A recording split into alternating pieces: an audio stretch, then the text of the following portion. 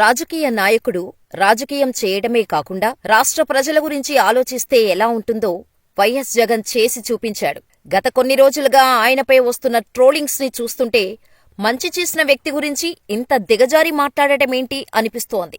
జగన్ చేసిన మంచిని ప్రజలు మర్చిపోయారేమో, కాని ఆయన అభిమానిగా నేను ఏమాత్రం మర్చిపోలేదు.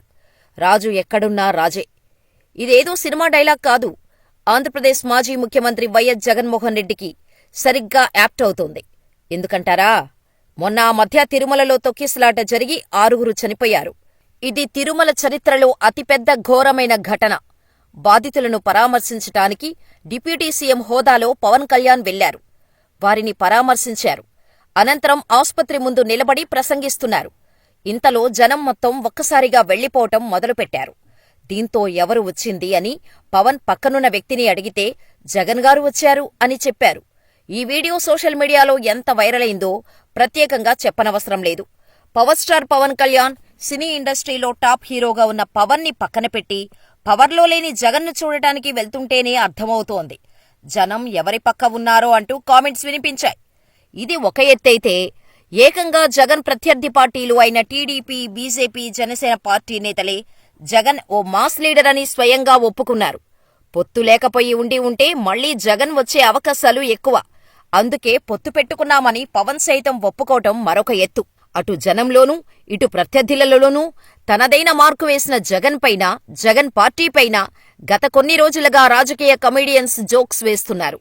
మైకు చేతిలో ఉంటే చాలు 11, 150 అంటూ హేళనగా మాట్లాడుతున్నారు. అసలు వీరికి జగన్ చేసిన మేలేంటో తెలుసా? మీరే చూడండి. అభివృద్ధి అంటే ఏంటి? లంచాలు, వివక్షలేని వ్యవస్థ, విద్య, వైద్యం రంగాలలో విప్లవాత్మక మార్పులకు శ్రీకారం, 17 మెడికల్ కాలేజీల నిర్మాణం, 4 పోర్టుల నిర్మాణం, 10 ఫిషింగ్ హార్బర్ల నిర్మాణం, ఈజ్ ఆఫ్ డూయింగ్ బిజినెస్ లో వరుసగా 3 ఏళ్లుగా ఫస్ట్ ప్లేస్లో రాష్ట్రం. ఇది కాదా అభివృద్ధికి నిదర్శనం? ఇదంతా కేవలం వైఎస్ జగన్మోహన్ రెడ్డి అధికారంలో ఉన్న 5 ఏళ్లలో సాధించిన ఘనత. జగన్ హయాంలో 2 ఏళ్లు కరోనా కారణంగా సతమతమైన జీడీపీ వృద్ధి మాత్రం తగ్గలేదు అంటే అర్థం చేసుకోవచ్చు జగన్ పాలన ఎలా ఉండేదో. 18 ఏళ్లు దాటిన వాళ్ల గురించే ఏ రాజకీయ నాయకుడైనా ఆలోచిస్తారు అనే విధానాన్ని సమూలంగా మార్చేసింది వైఎస్ జగనే. ఆంధ్రప్రదేశ్ చరిత్రలో గతంలో ఎన్నడూ లేని విధంగా విద్యారంగంలో వైఎస్ జగన్ ప్రభుత్వం విప్లవాత్మక మార్పులు తెచ్చింది. ఇంతకుముందు ప్రభుత్వ పాఠశాలలో భోజనమంటే రైస్ అండ్ సాంబార్ మాత్రమే ఉండేది.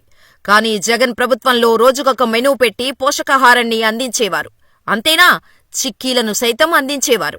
జగనన్న విద్యాదీవెన పథకం కింద ITI, polytechnic, degree, engineering, medicine వంటి కోర్సులు చదివే పేద విద్యార్థులకు ఫుల్ ఫ్లెడ్జ్డ్ ఫీజును ప్రభుత్వమే కట్టేది.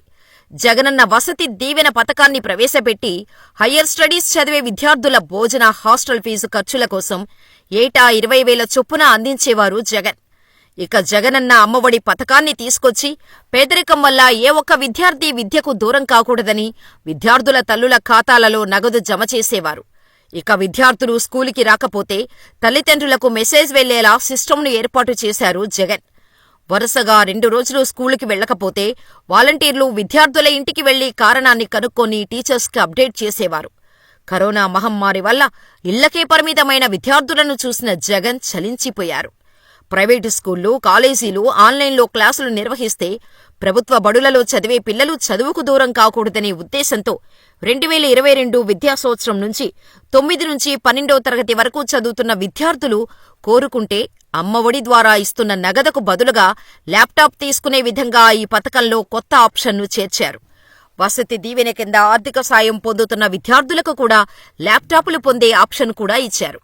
ఇదంతా కేవలం టీజర్ మాత్రమే. ట్రైలర్ విషయానికి వస్తే గవర్నమెంట్ స్కూల్స్ ని కార్పొరేట్ స్కూల్స్ కి ధీటుగా తయారు చేశారు. మన బడి నాడు నేడు కార్యక్రమాన్ని మొదలుపెట్టి ప్రభుత్వ పాఠశాల రూపురేఖలనే మార్చేశారు. స్మార్ట్ టీవీలు, స్మార్ట్ బ్లాక్ బోర్డ్, ఇలా ఒక్కటేమిటి టెక్నో స్కూల్స్ అని చెప్పుకునే కార్పొరేట్ పాఠశాలలకు ఏమాత్రం తగ్గకుండా గవర్నమెంట్ స్కూల్స్ ని తయారు చేశారు జగన్. నాలాంటి పేద, మధ్యతరగతి కుటుంబాలకు చెందిన పిల్లలకు హైటెక్ చదువులు చదివించారు. హైటెక్ జాబ్స్ చేయాలంటే అంతకన్నా ముందు హైటెక్ చదువులు చదవాలి అని గుర్తు చేశారు జగనన్న. ఇంతేనా, గాంధీ కలలు కన్న గ్రామ స్వరాజ్యాన్ని నిజం చేసి చూపించారు జగన్. ఎలా అంటారా? గవర్నమెంటు పథకాలు రావాలంటే అధికారి చుట్టూనో, ఏ రాజకీయ నాయకుడి చుట్టూనో ప్రదక్షిణలు చేయాల్సిన అవసరం లేకుండా స్వయంగా ఇంటికే అధికారులు వచ్చేలా చేశారు. వాలంటీర్ వ్యవస్థను పెట్టి సంక్షేమ పథకాలు నేరుగా లబ్ధిదారుడికే అందేలా చేశారు. గ్రామ, వార్డు సచివాలయాలను నిర్మించి గ్రామంలోనే అన్ని రకాల సేవలను అందించటం మొదలుపెట్టారు జగన్. పండు ముసలాళ్లకు, దివ్యాంగులు పింఛన్ కోసం పడిగాపులు కాసే రోజులకు ఫుల్ స్టాప్ పెట్టి ఇంటి వద్దకే వాలంటీర్ వెళ్లి వారి చేతులకే డబ్బు అందేలా చేశారు జగన్. అధికారంలోకి వచ్చిన 58 నెలల్లోనే 2.32 లక్షల మందికి కొత్తగా ఉద్యోగావకాశాలిచ్చి ఒకే నోటిఫికేషన్ ద్వారా గ్రామ, వార్డు సచివాలయాల్లో 1.34 లక్షల ఉద్యోగాలను భర్తీ చేసి రికార్డు సృష్టించారు జగన్.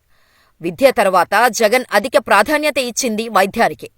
మాబోటి పేదవాడికి ఆరోగ్యశ్రీ పథకం ద్వారా క్యాన్సర్ వంటి రోగానికి సైతం ఫ్రీగా ట్రీట్మెంట్ చేయించుకునే అవకాశాన్ని కల్పించారు. ప్రతి జిల్లాలో మెడికల్ కాలేజీ ఏర్పాటు చేయాలనే లక్ష్యంతో కొత్తగా 17 కాలేజీల ఏర్పాటుకు కేంద్రం నుంచి అప్రూవల్ తీసుకురావడమే కాదు, వాటిల్లో 5 కాలేజీల నిర్మాణాన్ని యుద్ధ ప్రాతిపదికన పూర్తి చేసి ప్రారంభం కూడా చేశారు.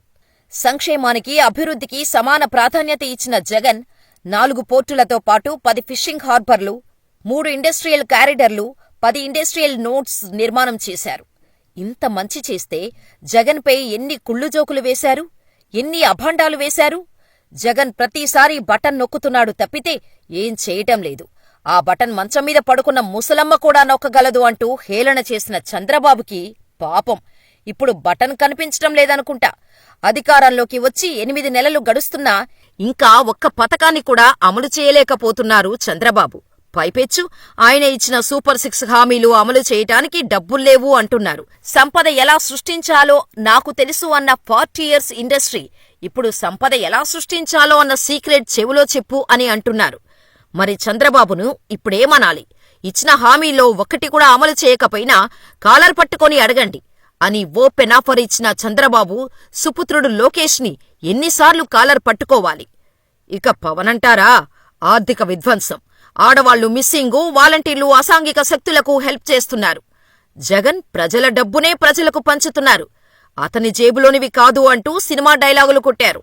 మరి కూటమి ప్రభుత్వం వచ్చాక ప్రజల డబ్బంతా ఎక్కడికి వెళ్లిపోయిందో పవన్ గారు నా చెవిలో చెబుతారా? అంటే జగన్ అభిమానిగా అడగటం లేదు, ఏపీ కామన్ మ్యాన్గా అడుగుతున్నాను.